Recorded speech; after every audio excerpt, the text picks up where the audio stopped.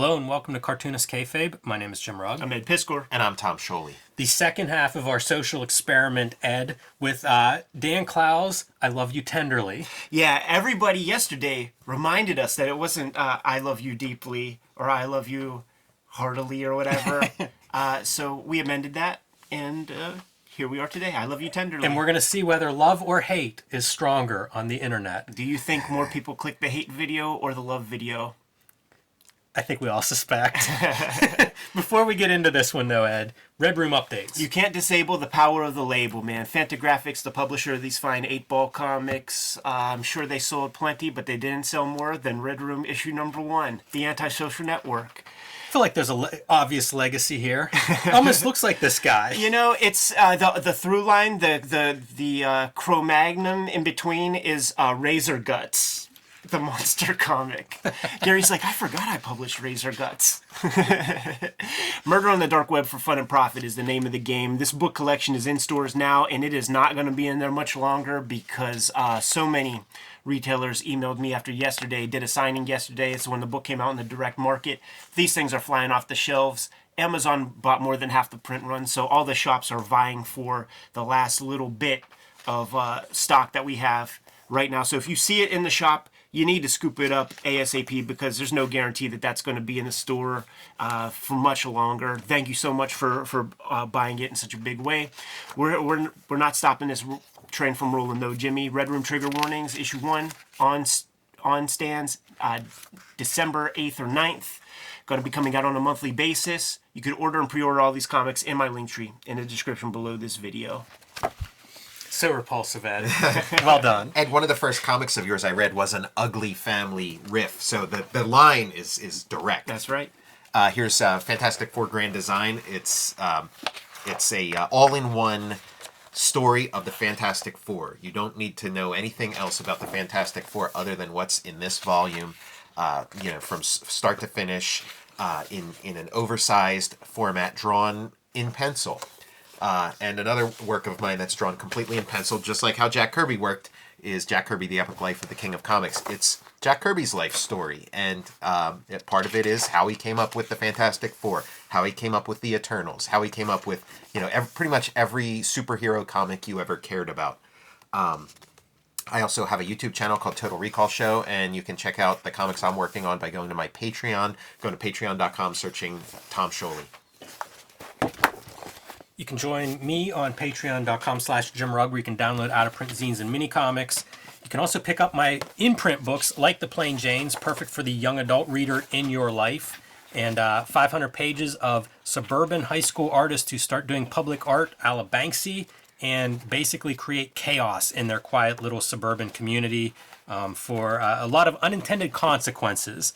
And this is available wherever books are sold, including your local comic book shop, and perfect for this upcoming holiday season. You can see original art, scripts, and process of how I make Plain Janes, Street Angel Deadliest Girl Alive, Octobriana, and more on my Patreon at patreon.com/Jim Rugg. But let's talk about love. Yeah, right. Let's see how long we can sustain love. And featuring Dan Clowes' original creation, Lloyd Llewellyn, a follow-up to I Hate You Deeply, and recognized in the introductory text to this, apparently a little bit of blowback from the sensitive readers out there of 8-Ball. I mean, 8-Ball is one of those emo comics, so a lot of sensitive readers. We know how it goes. Like, you express an opinion.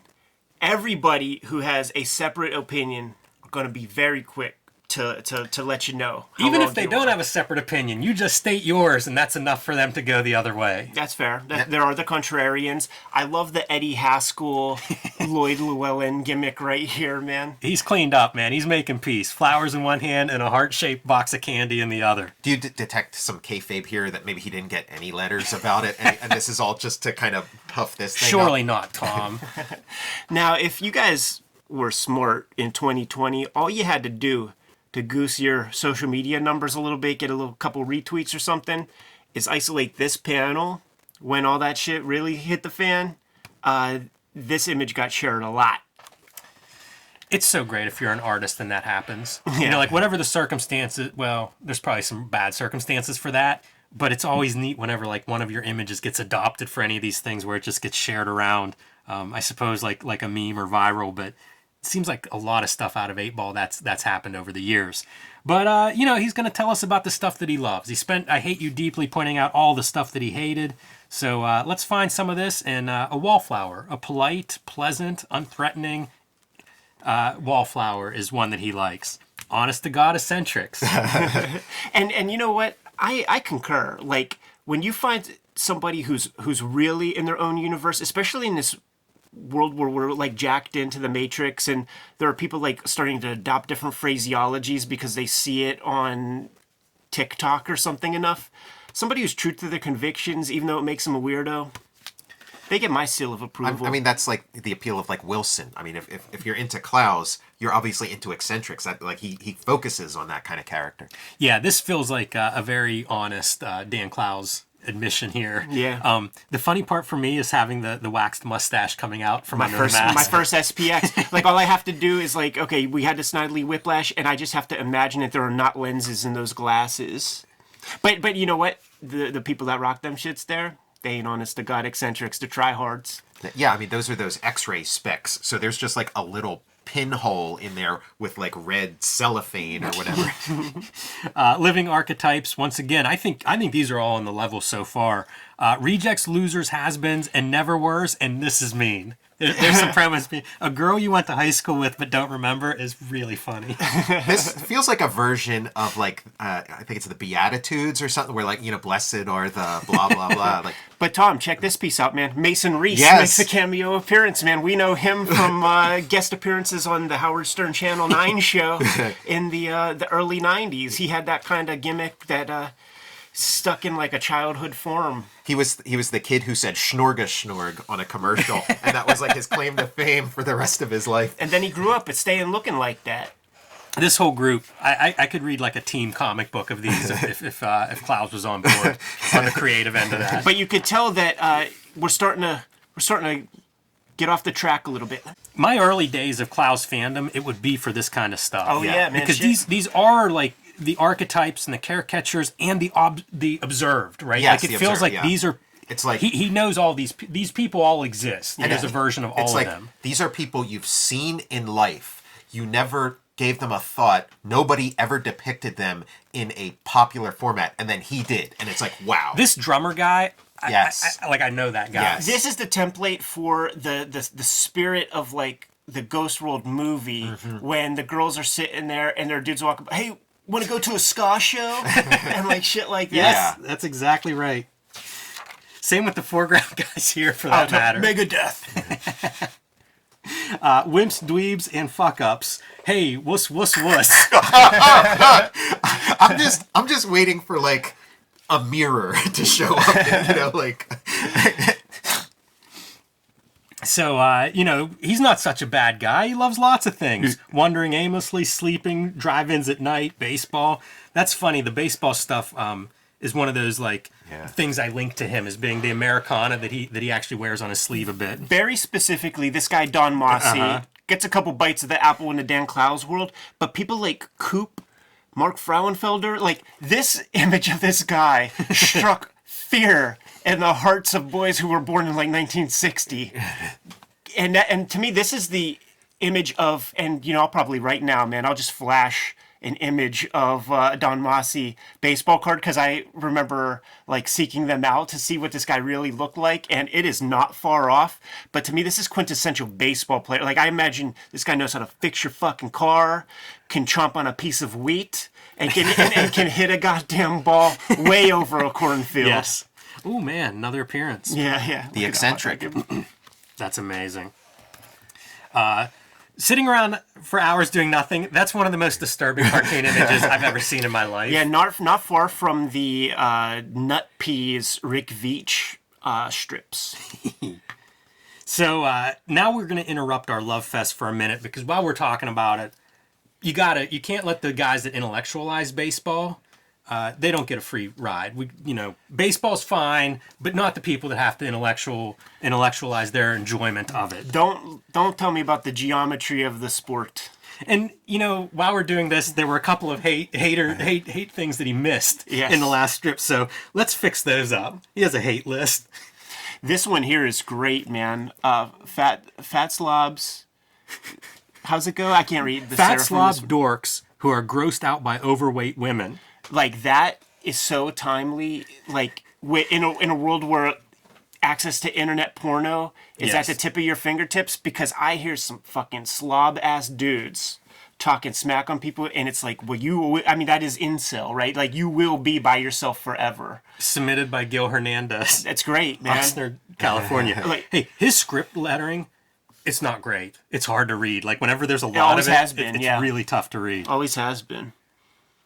And now we're just going down the hate list of the guys that he missed. The hippie businessmen, Yeah, it's Ben and Jerry's catching shots.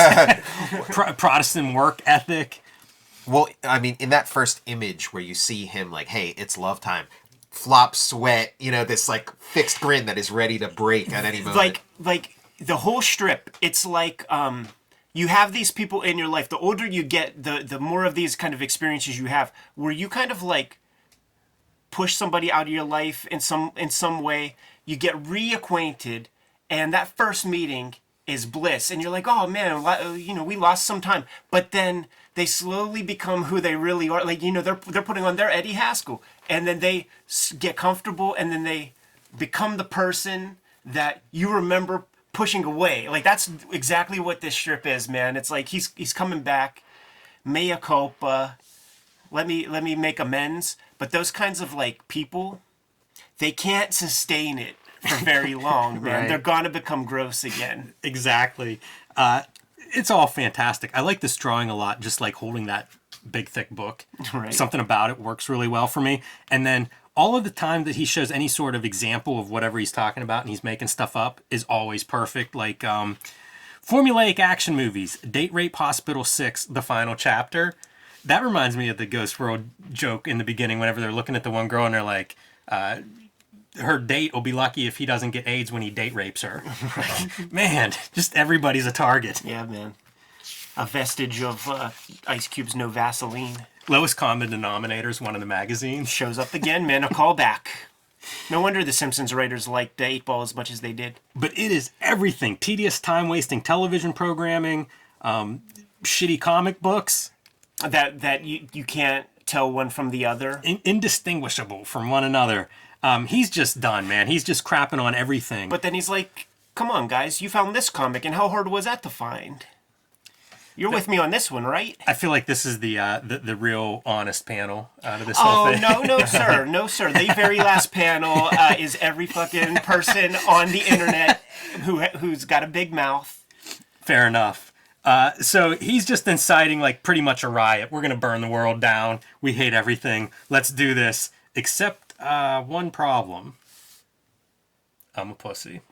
There you are, man. What's up? Perfect Alan Moore style segue into Dan Pussy. You know what? I thought of that when I was reading this. Like, wow, you could not pair two strips up better to go from one to the next. It's perfect. And these are so Clowes id, Yes. right? Like these two strips, you put them together and it's kind of like just dissecting comic books and nerds and geek culture and all the culture that would surround an alt comic in the 90s. Man, this is it. Yeah, absolutely. I mean, I feel like a percentage of the readers should just walk away after this issue, and then the rest of us should double down. There's it's all directed outwardly, but it's a lot of self-hatred too. 'cause Absolutely. He was a Dan Pussy at some point in his life.